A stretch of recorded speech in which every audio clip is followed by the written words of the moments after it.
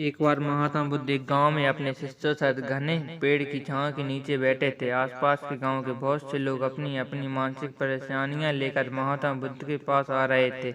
महात्मा बुद्ध इन सबकी मानसिक परेशानियों को समाधान देते। सब लोग खुशी खुशी अपनी समस्याओं का समाधान पाकर वहां से लौट रहे थे।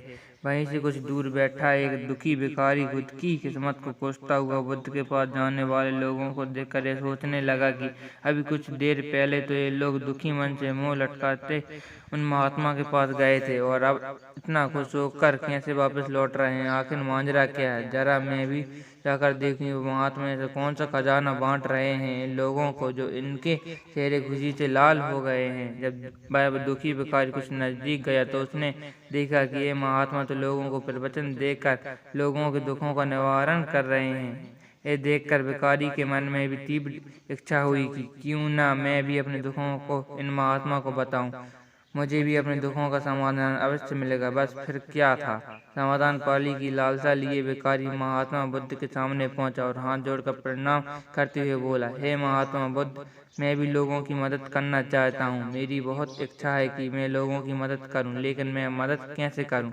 मैं तो बहुत गरीब हूँ, न तो मेरे पास धन है, ना ही कोई वस्तु जिससे मैं किसी की मदद कर सकूं। मैं चाहकर भी किसी की मदद नहीं कर सकता। मुझे भगवान ने इतना गरीब क्यों बनाया है? महात्मा बुद्ध पर कृपा करो। इतने बोलते हुए भिखारी रोने लगा। महात्मा बुद्ध बोले, तुम बहुत अज्ञानी हो, क्योंकि तुम अब तक इस भ्रम में जी रहे हो कि तुम्हारे पास कुछ नहीं है, जबकि दूसरों को कुछ देने के लिए तुम्हारे पास बहुत कुछ है।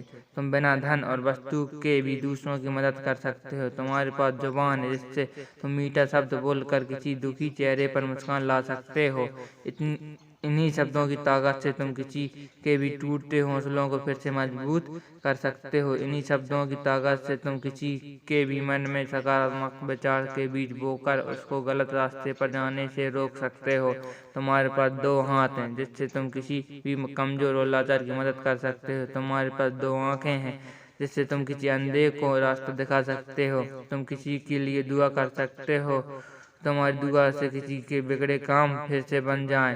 तुम किसी की अच्छी सेहत की कामना कर सकते हो, लेकिन अज्ञानतावश तुम अब तक इस बात को समझ नहीं पाए और इस भ्रम में अब तक जीते रहे कि तुम्हारे पास मदद करने के लिए कुछ नहीं है। किसी की मदद करने के लिए धन और वस्तु का होना अनिवार्य नहीं है। बिना धन और वस्तु के भी हम कोई प्रकार से लोगों की मदद कर सकते हैं। महात्मा बुद्ध के ज्ञान भरे इन सुंदर वचनों को सुन भिखारी के चेहरे पर मुस्कान आ गई और वो खुशी से झूमता हुआ वहां से चला गया।